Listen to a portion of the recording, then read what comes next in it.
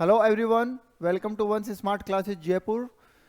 Last series में हमने CMA final paper number 19 cost and management audit के paper solve किए थे। आई होप आप सभी को वो पसंद आए होंगे। आज हम करने जा रहे हैं paper number 16 direct tax law and international taxation के पास्ट ईयर के पेपर्स। ये पेपर आपके लिए और ज़्यादा इंपॉर्टेंट बन जाते हैं क्योंकि आप जानते हैं कि इनका धीरे धीरे क्या हो जाता है, अमेंडमेंट की वजह से आंसर बदल जाता है। तो अमेंडमेंट के साथ हम पढ़ने वाले हैं, इसलिए इनको ध्यान से देखिएगा और समझिएगा। तो चलिए शुरू करते हैं। आज हम जून 2018 का पेपर करने वाले हैं, तो जून 2018 का पेपर करना हम स्टार्ट करते हैं। सबसे पहले question number 1। When mister Hari engaged in the manufacturing activity with turnover of rupees 125 lakh has been realized, sale proceed through the banking channel is rupees 90 lakh and balance by cash. His income under section 44 AD would be। आपको ये बताना है कि 44 AD में इनकी income कितनी होगी। 44 AD किसका सेक्शन है सर? सर ये प्रिजम्पटिव टैक्सेशन का सेक्शन है। तो प्रिजम्पटिव टैक्सेशन का सेक्शन होने का मतलब ये है कि यहाँ पे हम क्या करते हैं, proper books of accounts maintain नहीं करते हैं और सीधे इनकम कैलकुलेट करते हैं ऑन ए स्पेसिफाइड परसेंटेज। तो अगर बात की जाए तो सर हमने पढ़ रखा है कि जितना बैंकिंग चैनल से टर्नओवर होता है उस पर 6% इनकम हमें डिक्लेयर करनी होती है और जितना कैश में टर्नओवर होता है उसका 8% हमें प्रॉफिट डिक्लेयर करना होता है। यहाँ पे हमें टोटल दे रखा है 125 लाख और बैंकिंग से दे रखा है 90 लाख। तो जाहिर सी बात है कैश में कितना हो गया 35 लाख। मल्टीप्लाई कर लेते हैं तो सर बैंकिंग चैनल वाले पे 6% की रेट से अगर हम बात करेंगे तो 5,40,000 आ जाएगा, जबकि 35 इंटू 8% करेंगे तो 2,80,000 आ जाएगा। तो इस तरीके से टोटल जो इनकम है हमारी वो आ जाएगी 8,20,000 रुपए। तो अगर हम प्रिजम्पटिव टैक्सेशन में जाते हैं तो 8,20,000 रुपए हमारी पीजीपीपी की इनकम रहेगी। तो सही जवाब हो जाएगा सी 8.2 लाख। राइट, चलिए आगे देखते हैं क्वेश्चन नंबर 2। क्वेश्चन नंबर 2 कह रहा है sir when A company engaged in the business of biotechnology incurs expenditure on scientific research towards land and building 20 lakh rupees, other capital expenses 10 lakh rupees और revenue expenses 8 lakh rupees. The quantum of deduction under section 35 to AB shall be। अब ये question आपका amend हो चुका है तो हम लिख देते हैं अमेंडेड। ठीक है, इस पे फर्क पड़ेगा और इसका आंसर बदल जाएगा। देखिए 35 टू AB बायोटेक्नोलॉजिकल में जो इन्वॉल्व होते हैं और इन हाउस रिसर्च करते हैं उनके लिए होता है। पहली बात तो इसमें लैंड एंड बिल्डिंग की कोई डिडक्शन नहीं मिलती है, तो लैंड एंड बिल्डिंग के ये जो 20 लाख रुपए इनकी तो कोई डिडक्शन नहीं मिलेगी। ये तो पहले भी सेम था, अभी भी सेम है। इसके अलावा जितने भी कैपिटल खर्चे हैं 10 लाख और जितने भी रेवेन्यू खर्चे हैं 8 लाख, इन दोनों की डिडक्शन मिल जाती है। तो 10 + 8 18 लाख की डिडक्शन मिल जानी है। पहले 150% डिडक्शन मिला करती थी, तो इसलिए 18 लाख का अगर हमने खर्चा किया है तो हमें वेटेड डिडक्शन इसको बोलते थे, तो 150% मतलब 27 लाख की डिडक्शन मिलती थी। तो पहले हमारा जवाब ये सही था, बट तो 100% कर दिया गया है। तो जब 100% कर दिया गया है इसको तो ये ऑप्शन गलत हो जाएगा। ठीक है, तो हमारा सही जवाब रहेगा 18 lakh being 100% except land and building, other than land and building. ये हमारा सही जवाब रहेगा। तो डोंट वरी, जब नए पेपर में आएगा तो ये सही होके ही आएगा। ऐसा नहीं है कि सर हम क्या करेंगे, अरे ऐसा कुछ नहीं है, वो तो आंसर चेंज होके ही आएगा। ओके, चलिए क्वेश्चन नंबर 3 देख लेते हैं क्या कह रहा है। क्वेश्चन नंबर 3 कह रहा है सर मिस्टर मलिक रिसीव्ड ए नोटिस अंडर सेक्शन 148। किसका होता है 148? इनकम एस्केपिंग असेसमेंट और रीअसेसमेंट भी हम इसको बोल सकते हैं। For the assessment year 2013 and 14 इन मार्च 2018। ठीक है, he wants to make a application to the settlement commission। the additional amount of income tax payable on the income disclosed in the application to the settlement commission must exceed देखिए क्या होता है, settlement commission में जाने के लिए भी एक एडिशनल अमाउंट ऑफ टैक्स आपकी होनी चाहिए। ऐसा नहीं है कि 20,000 का केस आप सेटलमेंट कमीशन में चले गए, ऐसा नहीं होता है। सेटलमेंट कमीशन के पास टाइम थोड़ी है इतना कि वो सबके केस देख पाएंगे, इसलिए वो सिर्फ मेजर केसेस को देखते हैं। तो मेजर केसेस को देखने के लिए उन्होंने कुछ क्राइटेरिया फिक्स कर रखे हैं, कुछ केस में 50 लाख है और बाकी केस में 10 लाख है। तो अगर आपका additional amount of income tax payable 10 lakh से ज़्यादा है तो ही आप सेटलमेंट में जा सकते हैं इन केस ऑफ 148। अगर आपके यहाँ सर्च हुई है तो अलग बात है, ठीक है, सर्च होती है तो 50 लाख लिमिट हो जाती है, ठीक है, और बाकी जो केसेस होते हैं उनमें 10 लाख की लिमिट है।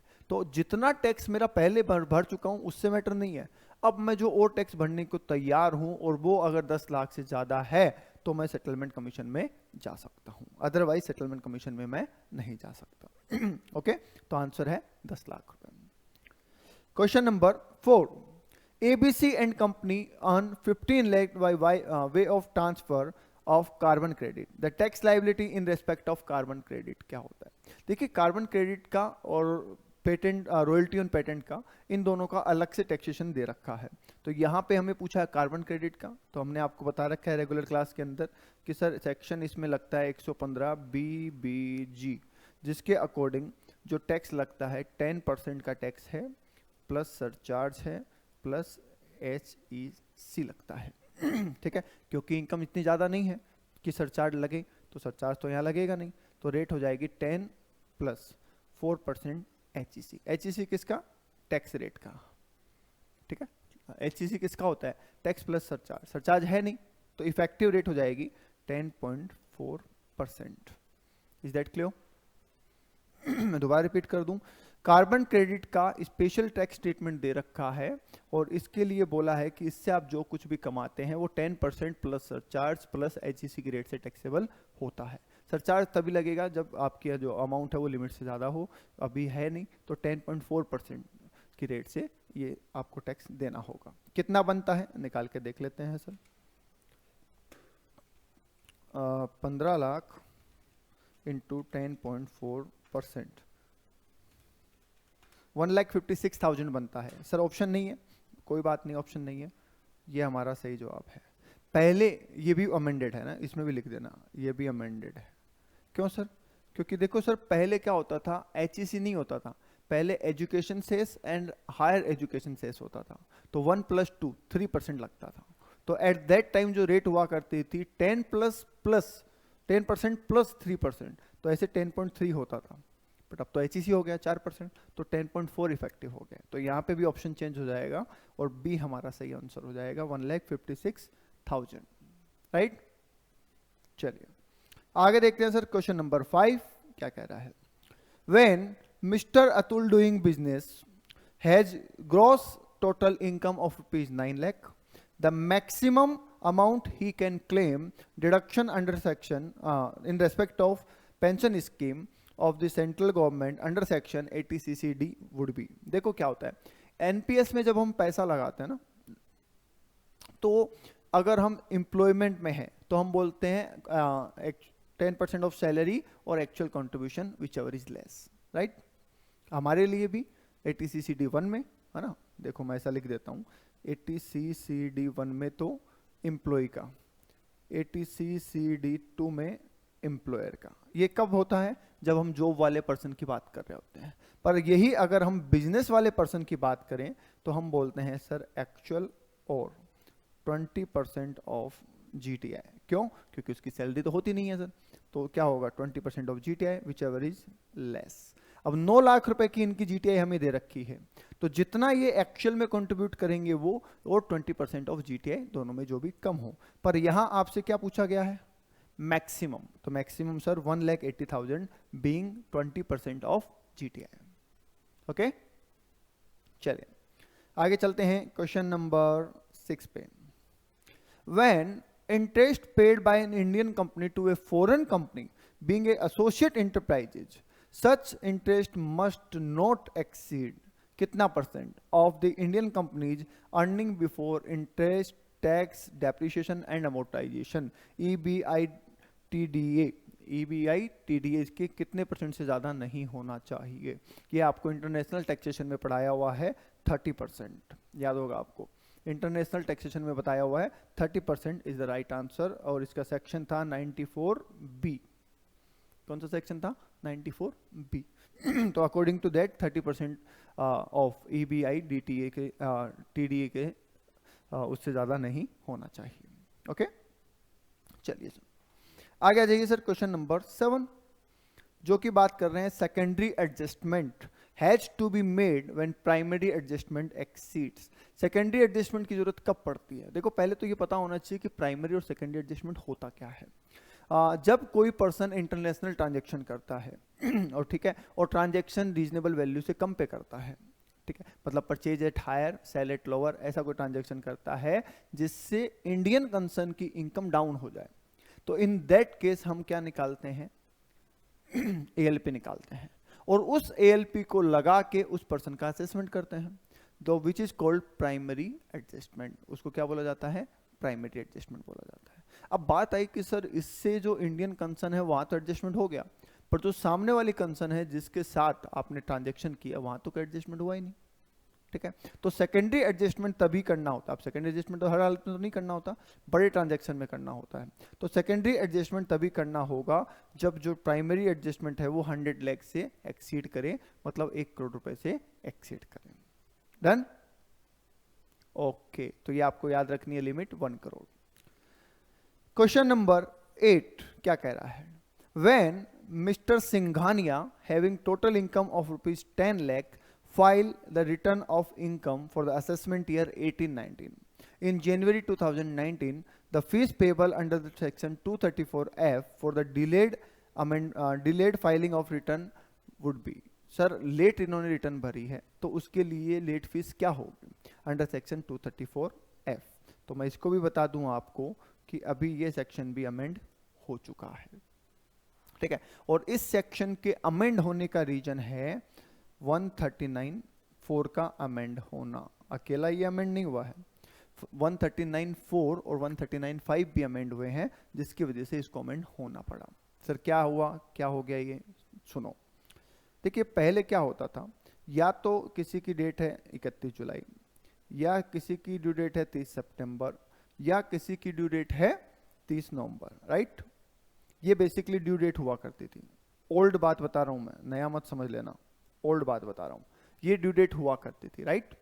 अब अगर आपने ड्यू डेट के बाद भरा तो एक कॉमन पॉइंट डाल दिया गया था, और विच इज 31 दिसंबर, ठीक है, कि अगर ये बंदा यहां से यहां तक, ये बंदा यहां से यहां तक, और ये बंदा यहां से यहां तक रिटर्न फाइल करता है तो this is called belated return, और इस पे 5,000 रुपए की लेट फीस है, राइट। और उसके बाद अगर रिटर्न भरते हैं ये लोग, यहां के बाद यहां रिटर्न भरते हैं, that is 31 March of assessment year, वहां तक रिटर्न भरते हैं, तो जो लेट फीस थी वो 10,000 रुपए थी, ठीक है। और अगर किसी की टोटल इनकम 5 लाख रुपए तक है तो 1,000 का ही लेट फीस लगता था। ये था हमारा 234F। क्लियर है? ठीक है। तो इस क्वेश्चन की अगर बात करें तो इन्होंने रिटर्न कब फाइल करी है बताइए?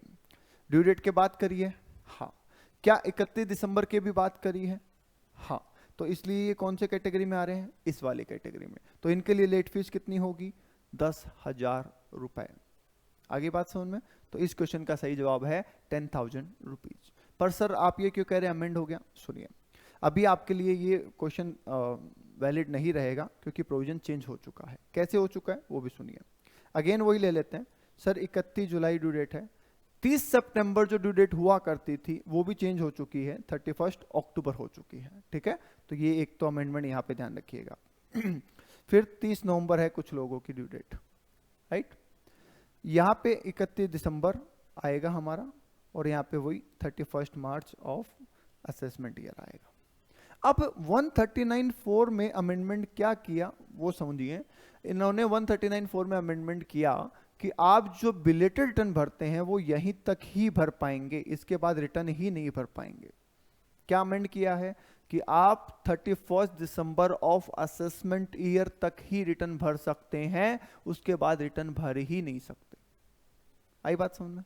तो भैया अगर मैं उसके बाद रिटर्न भर ही नहीं सकता तो 10,000 की पेनल्टी वाला सीन कहां से आएगा? या तो मैं यहां से यहां तक भर दूंगा, या मैं यहाँ से यहाँ तक भर दूंगा और या मैं यहाँ से यहाँ तक भर दूंगा। अल्टीमेटली भरना तो मुझे 31 दिसंबर तक ही है ना, उसके बाद तो भर नहीं सकता। तो यहाँ पे मेरे लिए जो फीस रहेगी वो कितनी रहेगी, 5,000 रुपये, जैसा कि पहले थी, उसमें कोई चेंज नहीं है। पर जब मैं 31 दिसंबर के बाद रिटर्न भर ही नहीं सकता तो ये 10,000 वाली फीस तो ऑटोमेटिक हट जाएगी। आगे बात समझ में, भर ही नहीं पाएंगे। तो अभी फीस कितनी है, लेटेस्ट न्यू प्रोविजन में फीस कितनी है, तो सर अगर मैं 31 दिसंबर तक भरता हूं तो 5,000 फीस है, और अगर मेरी टोटल इनकम 5 लाख तक है तो ये फीस मेरे लिए 1,000 है। ठीक है, आगे क्योंकि मैं भर ही नहीं सकता इसलिए 10,000 की फीस लगाने का कोई लॉजिक ही नहीं है। Right, okay. तो ये क्वेश्चन जब आएगा तो ये डेट अमेंड करके देगा आपको और उसके हिसाब से आपका आंसर चेंज होगा। फिलहाल जो प्रेजेंट ओल्ड सिनेरियो के हिसाब से आंसर 10,000 है, नए के हिसाब से क्वेश्चन चेंज करना पड़ेगा। Is that clear? चलिए आगे देखते हैं सर, क्वेश्चन नंबर 9 क्या कह रहा है। When mister Gautam doing a business paid whole rent of ₹80,000 for 3 days for doing Diwali sale, the amount of tax deductible at source under section 194IB would be। देखिए 194IB पहली बात तो इंडिविजुअल और HUF के लिए है, ठीक है। इनमें भी उन लोगों के लिए who not covered in 194I, जो लोग इंडिविजुअल और एचयूएफ जो लोग 194I में नहीं आते, मतलब वहां पे उनका टीडीएस नहीं काटने की लाइबिलिटी बनती है, काटने की लाइबिलिटी नहीं बनती है, उन लोगों के लिए 194IB बनाया गया। और इसमें बोला गया कि अगर आप 50,000 रुपए पर मंथ से ज्यादा का रेंट देते हैं तो आपको 5% की रेट से टीडीएस काटना पड़ेगा, ठीक है। और वो भी बार बार नहीं, at the end of tenancy, जब किराएदारी खत्म होगी या फिर मार्च वाले महीने में, जो भी बाद में हो, ठीक है। मतलब बार बार परेशान नहीं किया गया। बोले आप इंडिविजुअल हैं, एचयूएफ है, आपको ऑडिट नहीं करवानी है, पर फिर भी आप 50,000 ऊपर से 50,000 महीने से ज्यादा का रेंट दे रहे हैं तो आपको 194I तो नहीं लगेगा, 194IB लगेगा, ठीक है। तो उस केस में आपको जो साल का आखिरी महीना है या तो उसमें या आपकी किराएदारी का जो आखिरी महीना उसमें एक बार टीडीएस काटना पड़ेगा, वो भी 5% की रेट से टोटल रेंट के ऊपर, ठीक है। तो इस केस में सर 80,000 का रेंट है, कितने दिन का है डजेंट मैटर, ठीक है। मंथली 50,000 से ऊपर होना चाहिए, तो ये तो 3 ही दिन का है, तो सर पूरे 80,000 पे टीडीएस कटेगा, वो भी 5% की रेट से। तो सही जवाब हो जाएगा 4,000/5%। ओके, चलिए आगे देख लेते हैं सर। आखिरी क्वेश्चन है क्वेश्चन नंबर 10, क्या कह रहा है। When an Indian company pay ₹5 lakh to a foreign company for online advertisement, काम की बात है online advertisement of its product, it has to deduct. देखिए ऑनलाइन एडवर्टीजमेंट जब हम करते हैं तो हमारे लिए एक कॉन्सेप्ट आया था इक्वलाइजेशन लेवी का, ये स्पेशली ऑनलाइन एडवर्टीजमेंट के लिए आया था कि भाई बहुत सी कंपनियां जैसे फेसबुक, ट्विटर, इंस्टाग्राम वगैरह वगैरह ये इंडिया से पैसा कमा रही है ऑनलाइन एडवर्टीजमेंट के जरिए और इंडिया में टैक्स भी नहीं दे रही, क्योंकि वो कहते हैं कि ना तो हमारा परमानेंट एस्टेब्लिशमेंट इंडिया में है, ना ही अराइज इन इंडिया है, ना ही अक्रू इन इंडिया, इसलिए हम टैक्स देने के लिए लाइबल ही नहीं है। तो इन दैट केस गवर्नमेंट ने कहा भैया उनका तो हम कुछ कर नहीं सकते, आपका जरूर कर सकते हैं। तो अगर आप 1 लाख से ऊपर, क्या लिमिट लगाई गई थी, 1 लाख से ऊपर अगर पेमेंट करेंगे तो 6% आपको इक्वलाइजेशन लेवी काटनी होगी बिजनेस पर्पज के लिए। यहाँ इन्होंने 5 लाख का पेमेंट किया तो जाहिर सी बात है इनको 6% इक्वलाइजेशन लेवी काट के गवर्नमेंट को जमा करवानी होगी। तो आंसर हो जाएगा C, equalisation levy. It has to deduct equalisation levy at the rate 6%। Okay, चलिए आई होप आपके काफी डाउट्स क्लियर हुए होंगे और जो पेपर आप नहीं कर पा रहे थे ड्यू टू अमेंडमेंट वो अभी आप आसानी से कर पाए होंगे। आज के लिए इतना ही, फिर मिलेंगे नेक्स्ट वीडियो में नेक्स्ट पेपर के साथ।